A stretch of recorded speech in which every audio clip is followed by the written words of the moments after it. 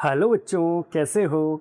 तो आज का जो वीडियो है बहुत ही मज़ेदार रहने वाला है और इसमें पूरी तरह जो है केमिस्ट्री का पूरा बेस जो है वो अपन उसमें बात करेंगे। और इसमें मेन अपने 3 टॉपिक रहेंगे बच्चों। वो एक है परमाणु, अणु और आयन। सबसे पहले हम जो बात करना चाहते हैं वो परमाणु की बात करेंगे, एटम की बात करेंगे। और स्पेशली देखो, एटम का मतलब निश्चित रूप से एक तो क्या है, तत्व या जो पदार्थ है उसकी सबसे छोटी इकाई होती है और सबसे सरलतम इकाई जो होती है वो होती है एटम। ठीक है, इससे पहले वाली क्लास में भी अपनी बात हो चुकी है इससे रिलेटेड।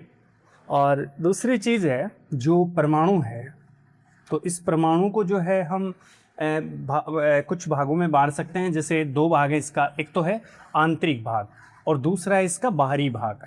ठीक है, और आंतरिक या जो अंदर का भाग है उसे केंद्रीय भाग के नाम से भी जानते हैं और वो होता है नाभिक। ठीक है, और ऐसे ही नाभिक में होते हैं प्रोटॉन और न्यूट्रॉन।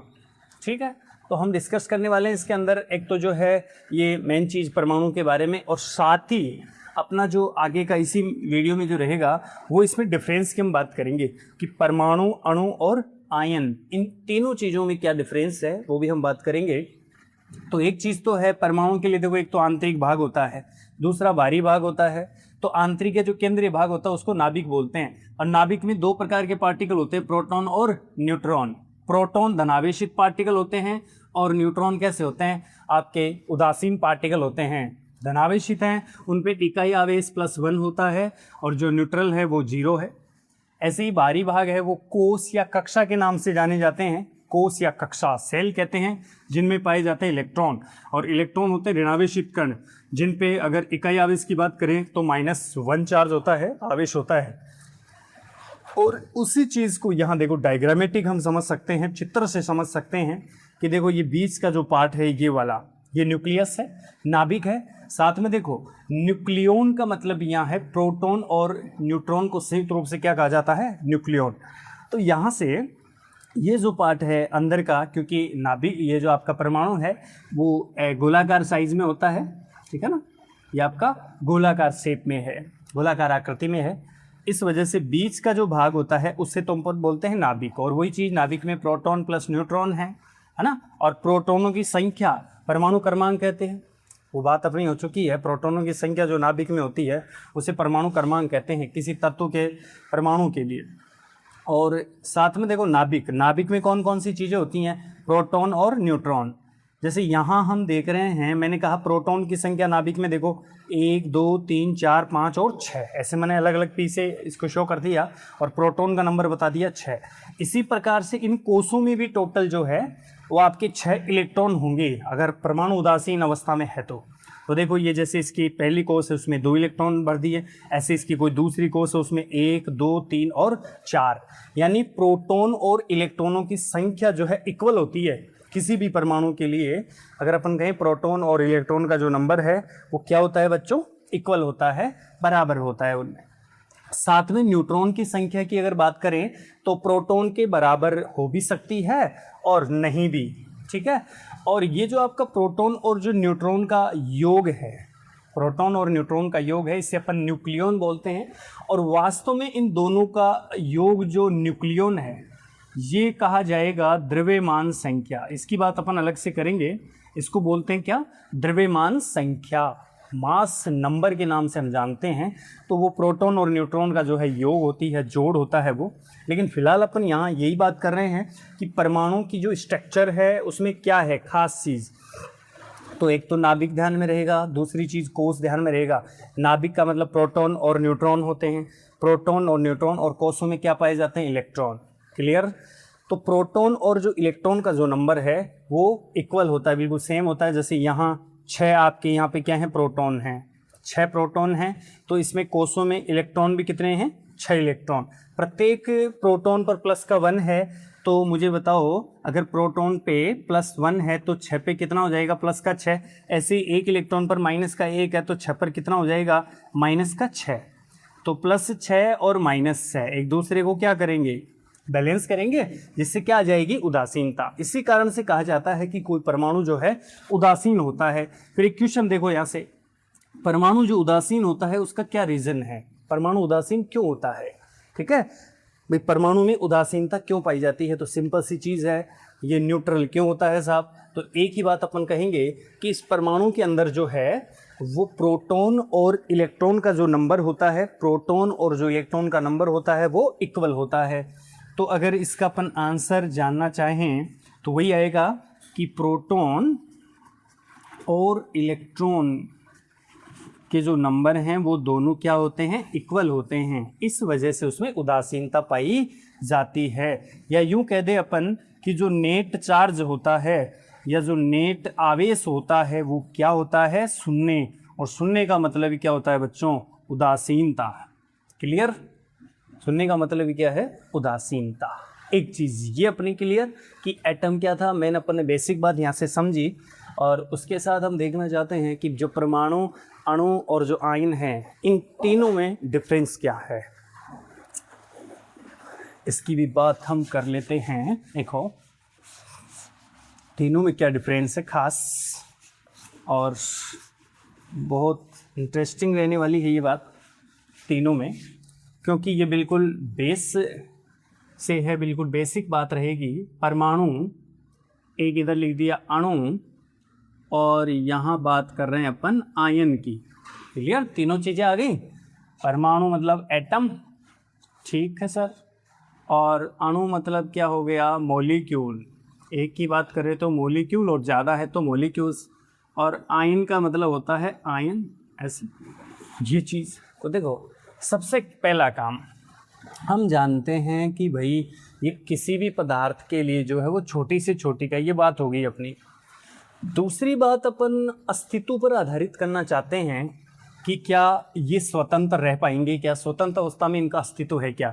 तो परमाणु का देखो बिल्कुल इम्पोर्टेंट पॉइंट है ये, स्वतंत्र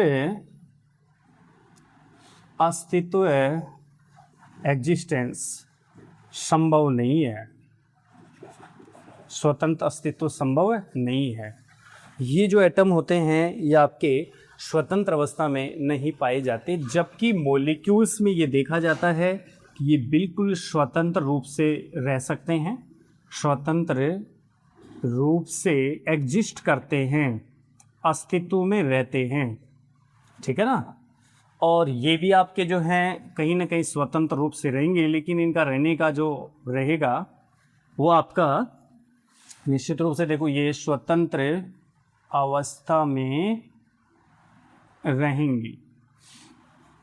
बस रहेंगे कहाँ, एक तो विलयन के अंदर, या फिर जो आयनिक यौगिक होते हैं बच्चों उनमें, विलयन में या फिर आयनिक यौगिकों में। पहला पॉइंट तो अपने ये ध्यान में होना चाहिए, स्वतंत्र एग्जिस्टेंस होगा या नहीं होगा। और दूसरा जो है इसमें अभी बात कर ही लेंगे अपन। तो कैसे इस बात को समझो, देखो स्वतंत्र अस्तित्व संभव नहीं है, यानी हम जैसे बात करें कि साहब हाइड्रोजन है ना, हीलियम है, कार्बन है, नाइट्रोजन है, ऑक्सीजन है, ये अकेले ऐसे रह नहीं सकते। हाँ, रासायनिक जो अभिक्रियाएं होती हैं, केमिकल जो रिएक्शन होती हैं, उनमें ज़रूर पार्टिसिपेट करते हैं ये। लेकिन यहाँ से अगर आप बात करो मॉलिक्यूल्स की, तो इनका स्वतंत्र अस्तित्व होता है। जैसे H2O है तो H2O रहता है दुनिया में, कोई दिक्कत ही नहीं है ना। ऐसे ही मान लो H2, O2, N2, ये सब चीज़ें एग्जिस्ट करती हैं, है ना। ये स्वतंत्र रूप से क्या है, एग्जिस्ट करती हैं, ये बिल्कुल निश्चित रूप से ये बनी रहती हैं, है ना, कोई बिगाड़ नहीं होता इनमें। इस वजह से अपन कह रहे हैं कि इनका स्वतंत्र अस्तित्व है। और इनका नहीं होने की एक वजह है, देखो खास सिंपल सी, हालांकि ये पॉइंट आगे का है, पर वही चीज़ है कि जो है ये जो जिस अवस्था में रहती हैं उनमें अस्तित्व होता नहीं है। जैसे आप सोडियम अकेले की बात करोगे, सोडियम के अकेले की बात करोगे तो बच्चों इसके अंदर होते हैं 11 इलेक्ट्रॉन। कितने इलेक्ट्रॉन होते हैं? 11, क्योंकि इसका एटॉमिक नंबर 11 है, हमने सीखा है। और अगर इसके सेल में इलेक्ट्रॉन के नंबर की बात करते हो तो हो जाता है 2, 8 और 1। जबकि जो भी एग्जिस्ट करने वाली चीज़ें होती हैं, जो स्टेबिलिटी में रहने वाली चीज़ें होती हैं, उनके आउटर जो सेल होता है, जो बाहरी सेल होता है, उसमें 8 इलेक्ट्रॉन होना ज़रूरी होता है। ये एक चीज़ है। लेकिन यहाँ तो 1 है, तो 1 के हिसाब से एग्जिस्ट कैसे करेगा? इस वजह से ये अकेले एग्जिस्ट नहीं करते हैं, है ना। जैसे कार्बन है, कार्बन भी अकेला एग्जिस्ट नहीं करेगा, क्योंकि इसकी कहानी 2, 4 की है। तो इस वजह से ये आउटर सेल में जो है वो कितने इलेक्ट्रॉन है? 4। ये कारण, हाँ ये मैं कह सकता हूँ इसके अंदर कि कौन एग्जिस्ट करेगा परमाणुओं में, तो एक एक्सेप्शन चलता है, एक अपवाद चलता है। और अपवाद क्या, वैसे तो अक्रिय जो गैसें हैं उनकी अपन बात करें, अक्रिय गैसों में जानते भी होंगे आप लोग, अक्रिय गैसों में एक ट्रिक भी चलती है, जैसे हीना, नीना और करीना, जन्नत रानी, ये सब ये अक्रिय जो गैसें होती हैं इनमें ये एग्जिस्ट करती हैं, ये बिल्कुल परमाणुवीय अवस्था में एग्जिस्ट करेंगी। क्या कहा, परमाणुवीय अवस्था में एग्जिस्ट करती हैं, एग्जिस्ट करेंगी, अस्तित्व में रहेंगी। और इसकी वजह वही है क्योंकि ये एक प्रकार से जैसे 1s2 इसको लिखते हैं, इसका जो है ये स्थायी विन्यास माना जाता है। ऐसे नियोन में भी क्या है, इसका विन्यास नियोन का होता है 2-8, देखो आउटर सेल में 8 इलेक्ट्रॉन। तो ये बात बिल्कुल है बेसिक में, है ना, कि ये क्यों है। तो ये चीज़ें बिल्कुल क्लियर होती हैं कि यार ऐसे क्यों लिख रहे थे अपन, स्वतंत्र अस्तित्व संभव नहीं है, स्वतंत्र रूप से जो ये अस्तित्व में है ये सब। और देखो यहाँ इनमें क्योंकि हाइड्रोजन जो है वो, जैसे इसमें बॉन्ड बनेंगे, जैसे कोवलेंट बॉन्ड रहता है, तो इसमें देखो ये 2 इलेक्ट्रॉन का रहना, हीलियम की तरह कॉन्फ़िगरेशन बनाना, इसकी वजह से एग्जिस्ट करेगा। ऐसे ही जो O2 है, जैसे ऑक्सीजन डबल बॉन्ड ऑक्सीजन, तो यहाँ भी एग्जिस्ट करते हैं क्योंकि आउटर जो उसका सेल होता है एटम का, यहाँ पे भी 8 इलेक्ट्रॉन होना होता है। जैसे देखो ये बिल्कुल 10th क्लास में, 9-10th क्लास में बच्चे पढ़ते हैं ये चीज़ कि साहब इसका अष्टक पूरा होना चाहिए, ये बात सुनते हो कि नहीं, अष्टक पूरा होना चाहिए, तो वो चीज़ है ये, तो एग्जिस्ट करेगा जिसका ऑक्टेट पूरा होगा, अष्टक पूरा होगा वो आराम से। तो अक्रिय गैसों का ज़रूर यहाँ पे हीलियम, नियोन, आर्गन वगैरह जो हैं ये एग्जिस्ट करती हैं आपकी, ठीक है ना, ये एग्जिस्ट करेंगी एटम के लिए। अच्छा जी, बिल्कुल सही। और क्या चीज़ है, आपकी जो परमाणु हैं, ठीक है, परमाणु ये ठीक है, आपकी जो पदार्थ होते हैं, तत्व होते हैं, उनकी एक मूलभूत इकाई होती है। जो भी कोई पदार्थ है या तत्व है उसकी क्या है, एक मूलभूत इकाई है, छोटी से छोटी इकाई है, सरलतम इकाई है, मूलभूत इकाई यूनिट होती हैं, ठीक है ना, ऐसे। और वैसे जैसे हाइड्रोजन है, कार्बन है, नाइट्रोजन है, ऑक्सीजन है, जो भी है, क्लोरीन है, ये सब ऐसे अलग अलग। जबकि यहाँ जो मॉलिक्यूल्स होते हैं, अणु, वो आपके जो है परमाणु से मिलकर बनते हैं। कैसे, जैसे मैंने कहा H2, O2, है ना, N2, ये सब कहा, तो ये कैसे बने, परमाणु से मिलकर बनेंगे। जैसे हम चाहते हैं कि भाई H2 बनाओ, तो H प्लस H करोगे, H plus H is equal to क्या हो जाएगा, H2। ऐसे ही O प्लस O, परमाणु हैं ये सब, परमाणु मिलकर क्या बना रहे हैं, अणु बना रहे हैं। ऐसे ही और नाइट्रोजन प्लस नाइट्रोजन क्या हो जाएगा, N2। ऐसे ही देखो जल का अणु बनाना चाहते हो, H प्लस H ऐसे O, तो क्या बन जाएगा, H2O, है कि नहीं है, बिल्कुल आसान चीज़ है, ठीक है। और इसी प्रकार से अगर इनकी बात करें अपन, आयंस की बात करें कि भाई आयन तुम क्या, तुम्हारा स्वतंत्र अस्तित्व है साहब, एक तो विलियन कंडीशन में और एक आयनिक यौगिकों में हमारा स्वतंत्र अस्तित्व होगा। और हमें बनाने के लिए ज़रूर है कि या तो इलेक्ट्रॉन हटाने पड़ेंगे, इलेक्ट्रॉन हटाने हैं या फिर इलेक्ट्रॉन जोड़ने हैं। हटाने पर क्या बनेगा, धनायन बनेंगे, जोड़ने पर क्या बनेगा, ऋणायन बनेगा भाई, ठीक है ना। हटाने पर क्या बनेगा, धनायन बनेगा, और इलेक्ट्रॉन जोड़ने पर क्या बनेंगे, ऋणायन बनेंगे। सिंपल सी चीज़ है ये चीज़। और जैसे एग्जाम्पल भी सोच सकते हैं अपन, जैसे मान लो H में से एक इलेक्ट्रॉन हटाया तो H प्लस बन गया, सोडियम में से एक इलेक्ट्रॉन हटाया तो सोडियम प्लस बन गया, ऐसे ही, है ना। और भी हैं, जैसे आपका कैल्शियम है, कैल्शियम में से 2 इलेक्ट्रॉन हटाए तो कैल्शियम प्लस 2 बन गया। इस टाइप से लिखा जा सकता है। कोई NH3 में से भी एक इलेक्ट्रॉन हटा दे तो फिर वो NH3 का प्लस अपन इसमें लिख सकते हैं। ऐसे ही कोई और, जैसे मान लो ऐसे होता है आपका सल्फेट, ऐसे 2 इलेक्ट्रॉन जुड़ के ये माइनस का बन सकता है। ऐसे Cl में इलेक्ट्रॉन जुड़कर Cl माइनस बन सकता है। तो आयनों के लिए ज़रूरी है कि या तो आपके जो परमाणु या जो अणु हैं, आयंस में जो ये साधारण आपके परमाणु और जो अणु हैं, इनमें से इलेक्ट्रॉन को हटाकर या फिर इलेक्ट्रॉन को जोड़कर जो है वो क्या बनाए जाते हैं, आयन बनाए जाते हैं। और आयनों का स्वतंत्र जो है ये स्वतंत्र अस्तित्व होता है या स्वतंत्र अवस्था में ये रहेंगे, क्योंकि विलयन अवस्था और आयनिक अवस्था। जैसे मान लो किसी ने कहा कि मेरे पास क्या है, कॉपर सल्फेट का सॉल्यूशन है, किसका सॉल्यूशन है? कॉपर सल्फेट का है। तो कॉपर सल्फेट का सॉल्यूशन है तो इसके अंदर दो प्रकार के आयन रहेंगे, एक तो कॉपर +2 और एक क्या रहेगा SO4 -2। तो धन भी है और ऋण भी है, तो ये और क्या है? आयन ही तो है। तो ये कौन सी अवस्था है? ये आपकी विलीन अवस्था है। आयनिक यौगिकों में भी ऐसा ही होता है ना। आयनिक यौगिकों को अगर अपन जो पानी में अगर उसको घोलते हैं तो उससे वो प्लस और माइनस बनते हैं, पॉजिटिव और नेगेटिव, यानी अपन कह सकते हैं केटाइन और एनाइन बनते हैं, है ना, धनाइन और ऋणाइन बनते हैं। ये चीज़ क्लियर है ये? अच्छा, ठीक है। तो इस टाइप से जो है इन चीज़ों को हम समझ सकते हैं कि किस प्रकार से जो है ये परमाणु क्या होता है, अणु क्या होता है और आयन क्या चीज़ होती है। तो बहुत ही सिंपल है। अच्छा, इसमें एक चीज़ और अपन कह सकते हैं, जैसे ये अणु है ना, तो इसमें तो जैसे मान लो सभी एक ही टाइप के होंगे। जैसे परमाणु हैं तो परमाणु में अपन ने लिखा हाइड्रोजन, कार्बन, नाइट्रोजन, ऑक्सीजन, है ना। तो यहाँ कोई ऐसे जो है सम और विषम वाली कोई बात नहीं होती है, जबकि यहाँ पे जो अणु होते हैं आपके, है ना, अणु दो टाइप में होते हैं। एक होता है समपरमाणवीय, कौन सा होता है? समपरमाणवीय। और एक होते हैं विषम परमाणवीय अणु। समपरमाणवीय से मतलब क्या है? सेम परमाणु से मिलकर बनने वाले, जैसे H2, O2, N2, ये सब क्या है? एक ही प्रकार के परमाणु से मिलकर बने हुए अणु हैं। विषम परमाणु में कौन आएंगे? जैसे H2O हो, NH3 हो, नहीं है क्या? जैसे हाइड्रोजन और ऑक्सीजन अलग अलग प्रकार के परमाणु हैं, इस वजह से इन्हें विषम परमाणु बोलते हैं। नाइट्रोजन और हाइड्रोजन ऐसे विषम परमाणु, ठीक है ना। तो इस प्रकार से जो बेसिक बात है अपने परमाणु, अणु और आयनों के केस में, तो ये अपन बता सकते हैं। और निश्चित रूप से देखो, इलेक्ट्रॉन हटाओगे तो धनायन बनेगा, इलेक्ट्रॉन जोड़ोगे तो क्या बनेगा? ऋणायन बनेगा। और इसका भी देखो एक लॉजिक है, इस बात को भी हम समझते हैं।